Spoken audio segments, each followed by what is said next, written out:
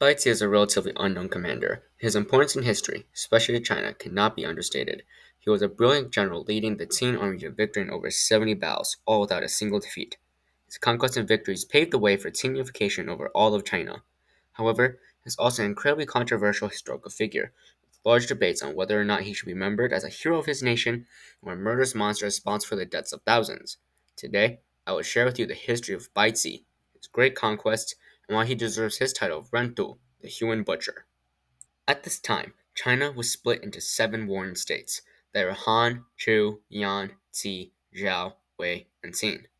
Qin was led by King Zhao.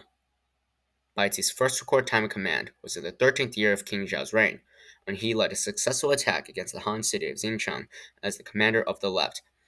This would be the first of many successful conquests under his command. The next year, Bai Qi would lead the heavily outnumbered Qing forces against the massive coalition of Wei and Han at the Battle of Yizhu.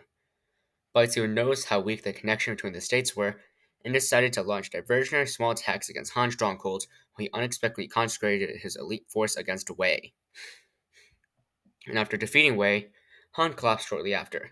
The battle ended with Bai Qi killing 240,000 enemy soldiers, capturing five cities, and capturing the enemy general of Gongsun Qi. Bai Qi was promoted for his performance here.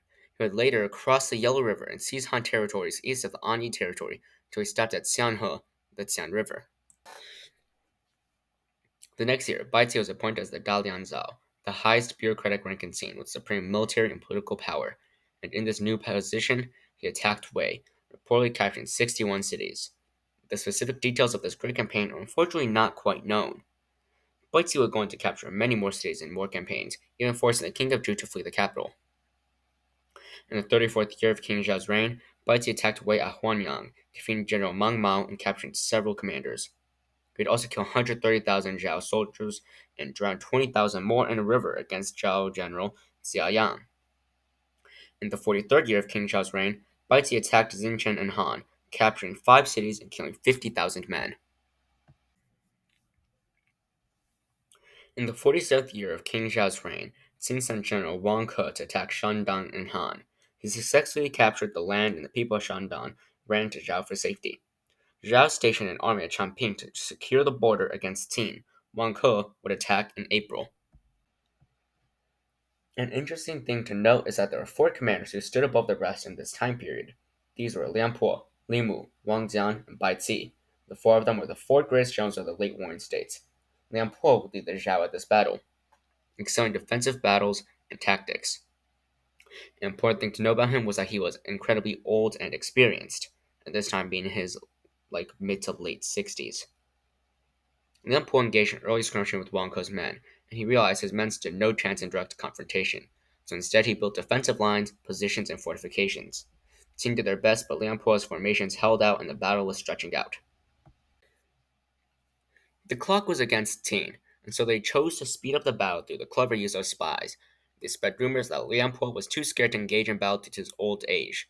The king of Zhao fell for the trick and chose to replace Liang Po with Zhao Guo, a young, untested but talented commander and aggressive commander. Upon hearing this, Qin chose to replace Wang Ke with Bai Qi, conducting the switch with absolute secrecy. They were cautious of Zhao learning of this swap, then undoing their own back to the wise Liang Po. When Zhao Kuo arrived to the battlefield, he disregarded all defensive strategies used by Liang Po and chose to launch a decisive assault. The Qing soldiers feigned retreat, pulling back as two units pushed forth on the sides, a maneuver similar to what Hannibal would later do a mere 44 years in the future at Cannae.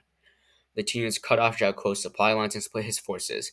Zhao Kuo tried his best to retreat, but he ended up trapped on a hill where he was surrounded and besieged.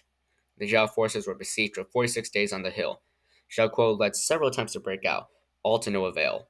He led the remaining Zhao elites in a last-ditch breakout attempt, but he was killed by arrows. The remaining Zhao forces surrendered to Bai Qi. Bai Qi reasoned with himself that keeping all of these captured Zhao soldiers alive would likely lead them to revolt later on in the future, and so he decided that he would keep none alive. Using his charisma and deception, Bai Qi would convince the Qing soldiers to execute every captured soldier, reportedly by burning alive. The Shizi reports that 400,000 soldiers were captured and then buried alive, In total, 450,000 Zhao soldiers would fall to Bai Qi at this legendary battle that lasts over 2 years. Actually, not really. 449,760 Zhao soldiers were killed. He released 240 of the youngest to spread terror amongst the Zhao. From here, Bai Qi wanted to continue fighting and move on to threaten the existence of Zhao as a whole by capturing all of the remaining territory. But King Zhao of Qin was convinced to cease hostilities with them, a decision Bai Qi would later go on to resent. Bai Qi would later on send General Wang Ling to besiege Handan, the capital of Zhao. At this time, Bai Qi was ill and couldn't command. Wang Ling was suffering heavy casualties, though, and failing. When Bai Qi was better, he still refused to command, resentful of the king for denying Bai Qi's advice earlier and entering a costly siege of Handan, the Zhao capital. King Zhao still insisted on it, so Bai Qi feigned illness. He gave the advice that besieging Handan was a bad decision due to the terrain, distance, and the allies of Zhao. King Zhao ignored his advice and continued with the siege, sending Wang Ke to assist. But Zhao allies came and began doing heavy damage to Qin lines. Bai Qi was going to say, "Qin ignored my advice. Now look at the consequences." King Zhao, hearing of this, was furious and ordered Bai Qi to the front lines. Bai Qi still refused, and so he was demoted and exiled. Bai Qi's anger let his discontentment with the situation be known verbally. When this was reported to the king, King Zhao chose to force him to commit suicide. When Bai Qi received the sword to kill himself with, he asked, "What crime have I committed against heaven to deserve this fate?" He would then add, "Perhaps I do deserve death. At Champagne, I deceived and slaughtered tens of thousands of surrendered Zhao soldiers. This alone is sufficient cause for my death." He then took his life with the sword. Bai Qi passed in the 50th year of King Zhao's reign. After news of his death spread, people from all around Qin mourned deeply, while to other states, Bai Qi was a monster who terrorized their minds. To Qin, he was a hero who led their men to many great conquests, and so they held rituals and created shrines in his honor.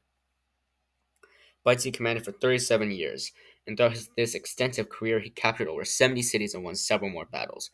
His campaigns resulted in the deaths of over 1 million soldiers, more than half of all military deaths in his era.